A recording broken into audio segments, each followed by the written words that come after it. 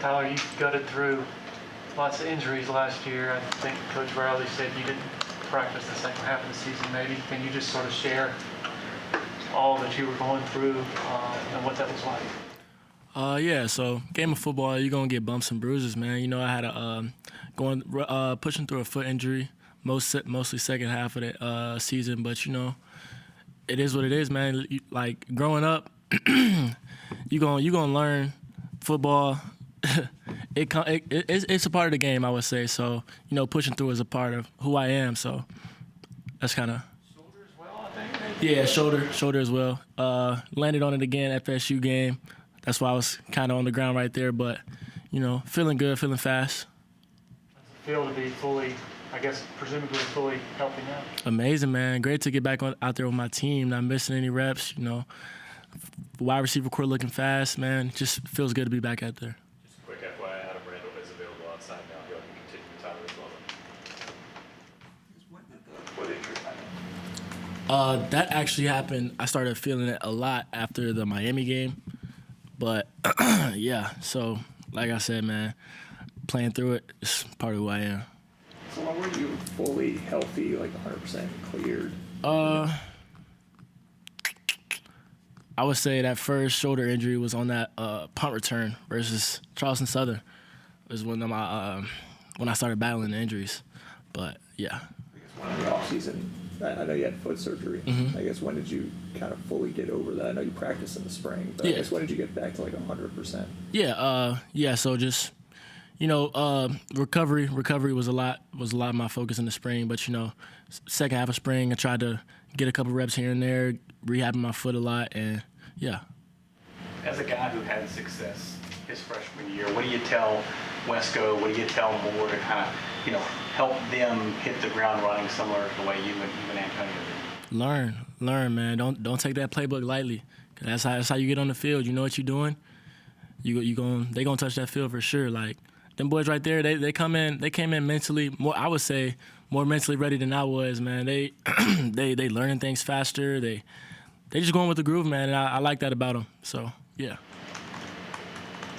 What have you seen from them physically? You mentioned obviously they came in prepared, but obviously two guys that arrived with a ton of hype. What have you seen from them so far? Freak athletes, man. Physically, could gain a little more weight, but in my eyes, they're gonna be some problems with no question. Antonio was just in here talking about the shirts, wide receiver U, improve it. You know, obviously for a number of years, that was Clemson's moniker, right? So what is the level of pressure you guys are putting on yourselves to prove it and to re-earn that nickname, so to speak?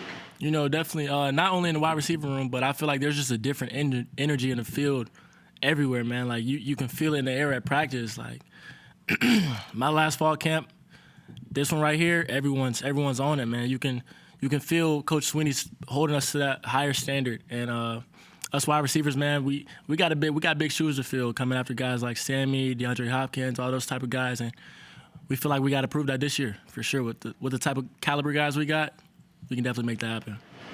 How do you go about that? Like, where does that process start in earning that? That moniker. Oh, honestly, man, just coaches. They push us day in and day out. They keep our heads level, man. We basically just playing inside in, not listening to all the hype and all the doubters. So yeah, we just play inside out and stick to what we know. Dabo told us he had shown you guys some clips of the Olympics and those epic finishes of guys, what finishing looks like. What's it like to see some of those things? How does that motivate you and just remind you of how much that much can matter? Yeah, man. Coach Swinney, he always preaches not only effort, but effort with technique. And as you see in that Olympic run, man, Noah Lyles had just a little more better technique, and he just had his torso over the line where the other guy's foot was over the line, but Noah Lyles, his whole torso was over the line, which really matters at the end. So, you know, effort with technique, man, is what we're really focusing on. Competition in the wide receiver room. You look around, and right now everybody's reasonably healthy, and there's 8, 9 guys that can make plays. Realistically, only 3, maybe 4 are going to be able to run out there at one time. How do you handle the competition that goes? Definitely a deep wide receiver room, I would say. But our biggest thing is just supporting each other, man. We all love each other. we all just want each other to go out there and do what we know we can do. So we all, it don't matter who running out there. We gonna push each other each and every day. We're gonna support each other. We're gonna have each other's backs, and that's just what we about. You mentioned the different energy that's present so far. What have you seen different out of Cade on the field so far? Just definitely stepping into that leadership role. I always knew he could. Knew he could be, man. He's just he don't like slacking. So he lets that be known. So if you slacking, he gonna let you know. So that's the type of QB I like for sure. Anything different on the field, just in the execution? Just maturing. I would say. With that energy, would you say that the change, did it start in the summer? Did it start in the spring? At some point last year, when did you notice, hey, things are getting ready to change around here? I feel like we all went through that moment, that 4-4 moment. Honestly, after that Miami game, man, we just you just seen a flip in the switch with our guys, man. We know we finished five in a row at the end of the season, so finishing was just our biggest thing. So we all focused on that, and we're gonna see where it takes us. Just going back to Cade, I think Phil Moffitt was telling us that they're player-led meetings, and he was up front kind of telling receivers where he wanted you guys and was really taking charge. I mean, how different was that from Cade in terms of him just, even kind of leading you guys through meetings and stuff like that? Definitely always been a leader, but he letting his voice be known this year. So he letting us know, having separate meetings with just the wide receivers, just to get our coordination right and our timing and just the little things, and I love that about him. I think I heard there's also a player-led thing where you guys split up into like 6 different groups in terms of talking to each other and getting to know each other. Right. Kind of what do you remember from those different types of meetings? Yeah, just Coach Swinney, man. He always preaches just get to know your teammates. Like you one of your teammates having a bad day, you know what's gonna get them going. Like you got to be able to motivate your teammates and empower your teammates. So that's really what that was all about, and just getting to know our teammates better, just get to know what they've been going through for sure. How does that change the dynamic, do you think, between teammates when you have that kind of bond or understanding of each other? Just bringing each other closer, man. At some teams you might not. Some teams might not take each other like bickering back and forth with each other. With us, man, it's just getting better. We don't have any egos on this team. We all got one goal, and we gonna say what we got to say and move on about it. What did you learn from Antonio last year when he was out and then you kind of stepped in and did some things yourself, and he was talking about your relationship and how special you are to him? Just how did he help you get better, and where's your relationship like with Antonio? Just his poise, man. He played that slot last year. He knows the game. He knows the game. Film junkie, man. He took me under his wing, taught me a lot of things, and just a leader, man. Even when he's not on the field, he's motivating us. He's making the team better in any way he can.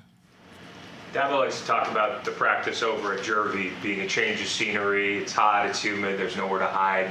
How would you describe the challenges of moving away from the practice facility and going across the street?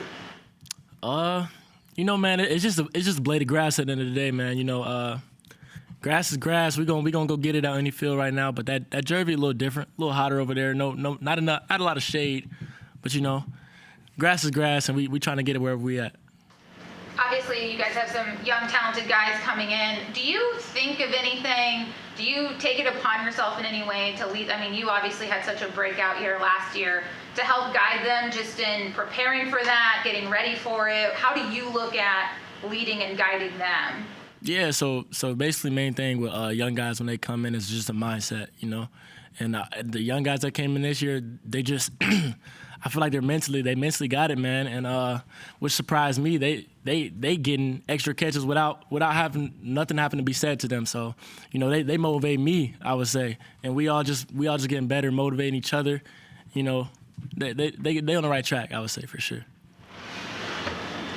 Is there anything unique about Wesco? If you kind of just think about the way he plays or runs routes, or I guess the way he presents out there, what's different, unique?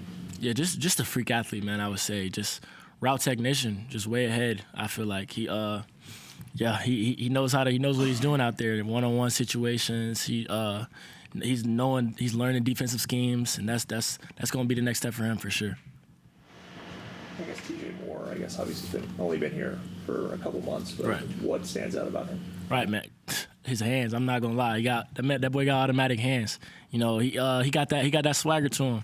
He got a little too much swag sometimes, but you know that's him. We gonna bring that dog out of him. And once he pair that dog up with them hands, he gonna be dangerous. What do you mean in terms of too much swag? He tries to catch it one-handed a lot, or like? Nah. He know better than that one now. He know better than that one. But I would just say just smooth. Like, you know how we punch in, punch out. He got a little. His punches are just like and like sometimes it need to be if that makes sense. You know, if that makes sense. It might be tough for John to write. Yeah. You gotta make it capital.